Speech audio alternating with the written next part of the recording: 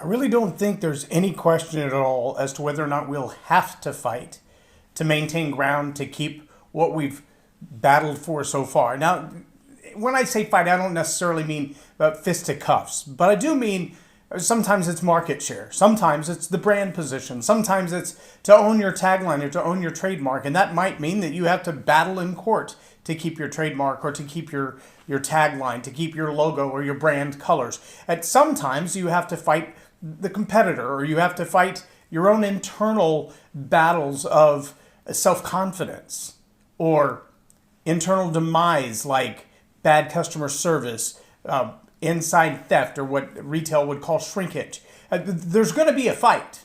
If you're in business, if you're an entrepreneur, if you're married, there's going to be a fight. There's no question there's going to be a fight. The question remains, how will you fight? And today I'm going to give you a couple of strategies that you may have never considered in the battles that you're guaranteed to face in this world. Welcome to Leading Leaders Podcast. 5-minute videos, 5 days a week. I'm J Loren Norris with Leading Leaders Podcast. And I know it doesn't matter where you're at in life, that the ground that you maintain right now, where you stand in your relationships, where you stand in your business, maybe even where you stand with regard to your education.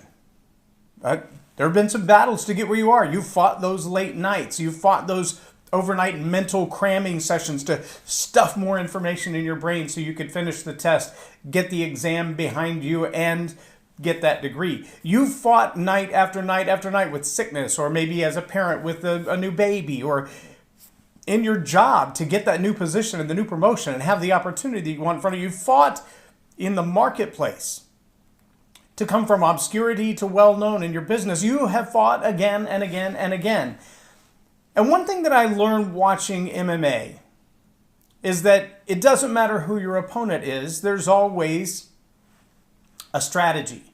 A strategy that might give you an advantage, and a strategy that means I understand that I already have, and I've acknowledged, I'm aware of my own disadvantages.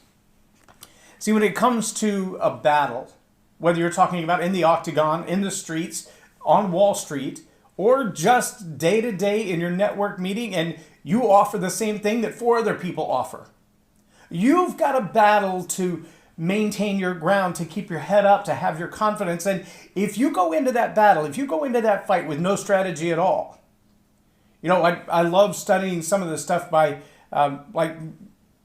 Dr. Miser, who started BNI, and some of the other brilliant people when they talk about networking. Some of these strategies for networking have to do with building your self-confidence and putting yourself out there and talking about your business in a way that other people recognize and easily distinguish you from your competition. But some of these are about being memorable, about people saying, oh, I know who you are. I recognize your brand, whether, again, that's logos or that's color schemes or that's the slogan or the tagline. If those things are clear enough and people recognize them and they can associate them with a need that they have and a solution you provide.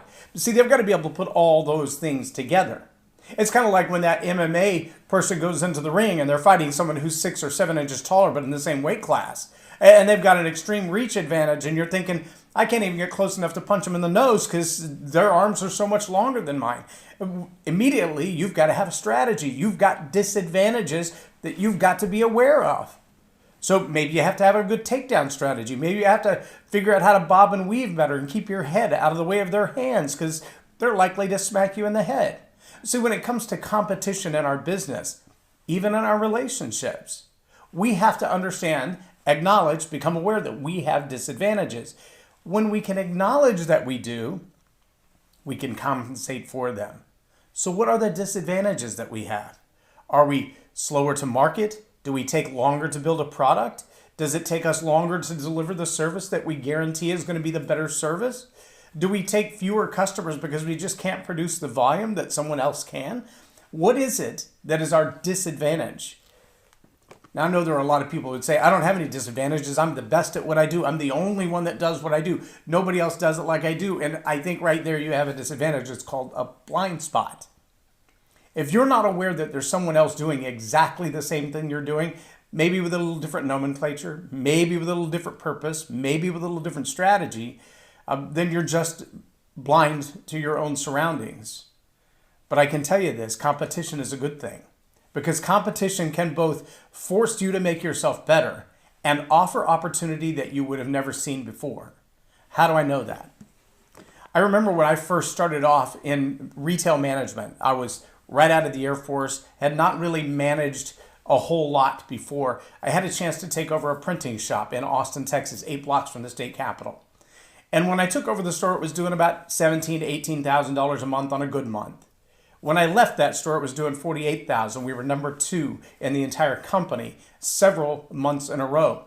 And the primary thing that we recognized as different was the fact that the way I performed customer service for my customers was completely different than my predecessors and completely different than the people around me. But I remember the first week I was in the store, I told the corporate guy, I believe he was COO, who hired me, I said, there's a print shop literally right across the street from me, and we have our own store, another store in the same brand, the same company, a sister store, 2.5 blocks away, and they have like 45 times the square footage, and their whole store is glass front, and people can just walk down the road on Congress Street and they see it, and here I'm up hidden in this building. How am I supposed to compete with that? He said, look, if there was no competition, I wouldn't even want to be there. And I thought about that for a minute. I thought, that doesn't make any sense. He said, no, seriously, there's got to be a little bit of competition to keep you sharp. He said, you watch, if somebody opens a McDonald's on the northwest corner of an intersection, within a couple of weeks, there will be a Burger King on the northeast corner and a Slotsky's on the southwest corner, and it'll just continue to grow, because if there's a good place for burgers there's going to be a place for 2 different kinds of burgers. And if there's a good place for 2 different kinds of burgers, there's a good place for food in general. And soon you'll see the entire area grow up with food. That never left my mind. I think I was 25, 26 years old when I heard that. And I look back now in my life and I think all the times that I've seen competition pop up, what they've really done is caused me to distinguish myself in a different way. They've caused me to fight a little bit differently. Not to give up the fight, not to walk away from the fight, but to fight a little bit differently, to change my approach, my techniques, my tactics, my practices. And one of the things I want you to know, this is battle strategy number 1. You absolutely must master your story. Now, I know you've heard that. Right now, it's the buzzword. Everybody in the world is talking about story. Everybody's talking about story as part of your brand, and story is how you sell, and story is unique selling position. And you've got to master the story of the story arc and the, the epiphany bridge. And yes, it's everywhere. It's absolutely everywhere. But let me take you a little bit deeper in your story. I love to listen to people like Dr. Caroline Leaf. And Dr. Caroline Leaf will tell you your story isn't just the outward expression of your brand. While there's a lot of truth to that. You tell people a lot about who you are by the story you tell, not only of yourself, but the story you tell of your customers and your clients when you explain to someone else what you did for client A. Now, some people would just say, well, that's a Google review, or that's a Yelp review, or those are my online reviews. And there's some truth to that. There's a lot of value in the story being told by your customer about what you did for them. There's also a lot told about you and how you relay and relate what you've experienced in the journey with client A or client B or client C. So that story is very powerful. But let me take you one step further in the story, because the story isn't just an expression outward of what's happened in your experiences. No, it's a whole lot different than that. In fact, the story in your life informs your life. It informs the dendrites in your brain.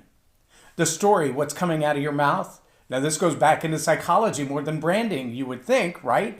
When you are talking, you're literally telling yourself everything you're telling somebody else about you. For years, my story was I'm fat and unlovable and nobody wants me. For years, that drove my behavior and destroyed relationships around me. For years, that prevented me from being successful in business. It prevented me from getting the sale or getting the job even. It was when I began to change the story about myself and say, you know what, you do have some unique gifts. You do have some things to offer. You do have an opportunity that's different than anybody else's. My ability to change that story changed my health. It changed my quality of life. It changed my relationships, not only with me internally, but with the people around me, because I became easier to deal with. Now, still today, just this last weekend, I had a chance to chat with someone that I see as a mentor who is willing to speak truth into my life, even when I don't like to hear it. And that person said, I realize when you're focused and intense, I know you well enough to know that that's your level of excellence rising to the top. You are laser focused on what you're doing, and you're not here to be amenable and palatable and fun for everybody. You're here in that moment to be intense and to get things done with exactness. And I recognize that, but not everybody does. In fact, for some people, they think you're being unpersonable. They think that when you're being intense and perfectionist about what you're doing, that it's not about the quality of work that you're doing, it's just that you don't like people. And I thought, well, that doesn't seem like me at all, but I can understand that perception. So what does that mean?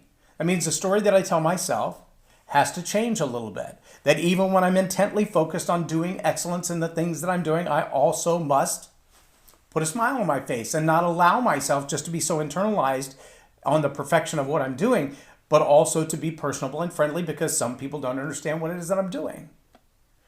But that's a challenge. But that's the story. Here's something else that I know. Number 2 about the story is that everybody has one. Everybody has a story. It may be the story to their journey of where they are today. It may be the story of the pain that they've lived through and they haven't figured out how to stop telling only the story of pain and find the joy in their story. It may be the story that tells you why they're stuck at the place that they're stuck in their life. But not everybody who has a story has a voice. Let that settle in for a minute. In fact, let me say it again. Not everybody who has a story has a voice. Here's what I mean by that. Just because someone has a journey in their life that has brought them to the point that they are, painful or glorious, the point that they are in their life right now may still be restrictive. They don't have the opportunity to express that story, which means if they're not sharing that story, if they're not expressing that story, they're also not hearing that story. And they're not being challenged in that story. They're not being asked, are you sure that's true? For years, I said, I'm fat and unlovable and nobody wants me. And the first time that I confronted my wife at that 10 years into our marriage, her words changed the way I perceived me. She said, I love you just the way that you are. And I know that you were given as a gift to me. Well, wait a minute. That's not the story I've been telling me. That's a different story. What do I do with that different story? And that changing of the story changed the who that I am. I know that there are a lot of people out there who have never had a chance to voice their story. They've just never had a chance to share their story. And not being able to share their story in that way means they've never had anybody challenge that story and go, are you sure that's true? I remember Bob Hamp telling a story one time of a lady that he met. She had been arrested. She had been charged with some pretty serious crimes, and they had her handcuffed. When he walked in the room, he said, you can take the cuffs off. And she's like, you don't know who I am. You don't know how dangerous I am. And she went through the litany of all the things, and he just sat there calmly, and he looked at her when she was done, and he said, but what if you're not? And she just broke down in tears, just began to ask that question, what if I'm not? What if I'm not all these negative, hateful things I've said about myself? How would changing your story change the rest of your life? Or we can't undo the past, but we can sure redirect the future. And so strategy number 3 is to give people a voice. So you've got to know that you've got to battle. You've got to understand your tactics. You also need to understand what your disadvantages are and become aware of them. Number 2 is you've got to realize everybody has a story, and that story isn't just an expression of what you've been through. It's also information that will change the who that you are as you go forward. And number 3, you've got to give other people a voice. Yes, everybody wants reviews in their business. Everybody wants someone else to go, yay, look what a great job you've done. And everybody wants the opportunity to hear the accolades coming to them. But when there are other people who don't have a voice, or was it MLK that first said the riot is the expression of those who have no voice or who haven't been heard? I believe there are a lot of people in this world today who just don't have a voice. They don't have a chance to speak up. They don't have a chance to step on the platform, take the mic, and express. Everybody's scrambling to try to get a TED Talk, but most of them are doing it not because they don't have a voice. They're doing it because they think getting a TED Talk is going to make them famous. Look, my job isn't necessarily to get everybody a TED Talk, but here's what I will do. Story Power. StoryPower.tv is our website. That's under the Tell It Like It Is category. Tell It Like It Is has Transforming Grace, Leading Leaders Podcast, Story Power TV, and That Guy Rocks. And in those categories, we are an entertainment marketing company. That's what we do. That's what Tell It Like It Is all about. We help people get exposure for their business, help people get exposure for what they're doing in this world. We also help people tell their story. StoryPower.tv is about telling your story. And we know that sometimes that's complicated. Sometimes there's just not an opportunity. So if you've ever been to an open mic night where you get a chance just to share a poem, share a song that's original, do a karaoke, do whatever you want to do just to express yourself. We built a mobile stage to be able to just express yourself. That's literally what it's for. To be able to pull up and tell the world this is what's going on in my life, and we're going to live stream it. We'll put it on Facebook and YouTube for as long as they'll allow us, but it will also be resident on our website, StoryPower.tv, for as long as Square allows us to post videos on our website. And we'll continue to do that because we want to give voice to those who have not had a chance to have a voice. Because I know your story is powerful. It's powerful in your branding. It's powerful in the form of reviews. It's powerful in the form of transforming your history into a new future. And if you listen to Dr. Caroline Leaf, it's powerful in transforming your physiology, your heart rate, your blood sugar, your cholesterol level. They all react to your story. If your internal story is a mess, your body's going to be a mess. But if you don't ever have a chance to voice that story, to hear it come out of your mouth and have someone say, but what if that's not true? Or, wow, I'm so glad that's true. Or, let me help you make the next phase even more true. Then that story is going to sit inside and just eat you up. We all know people struggling with stress, with inflammations, with cancers, with things that are eating up their body from the inside. And it's hard to believe, but the neuroscientists will tell you most of that starts with rotten thinking that is eating up the physiology of the body. Get that story out there. We want to make a way for you to do that. I'm challenging you as leaders. Don't remain silent about your story and encourage the people around you to express their story. Listen intently at the things that they're saying and what they're not saying. Because we are in a fight. Sometimes a fight for our very lives, our health, our physiology, our very existence. Sometimes for our political position. Sometimes for our faith position. Sometimes for our branding position. We are in a fight for our lives. And if you want to thrive, if you want to succeed, if you want to carry forward, the story is the most important part of that. As a man of faith, I know that there's a story that comes to an end at some point. I also know there's a story that has no ending. And the relationship between those two, between the everlasting and the eternal, between the temporal and the eternal, between life and life after life, that bridge is imperative that we get over it. But there's only one way to overcome that evil, and that is by the work that was done on the cross and the power of our story, the testimony. That's where it comes from. If you want to win the fight ultimately, that's it. Half the battle is in your story. Internally, spiritually, and in this world. I'm telling you, your story matters. Go to StoryPower.tv, click on the right side, you'll see the little button for availability. Schedule some time for us to come out to your community. We'll just do an open mic night in your community if you simply sponsor us to be there. Give us a reason, and we'll be there. We want to give you a chance to share your story. I'm J Loren Norris with Leading Leaders Podcast for Tell It Like It Is TV. Have a blessed day.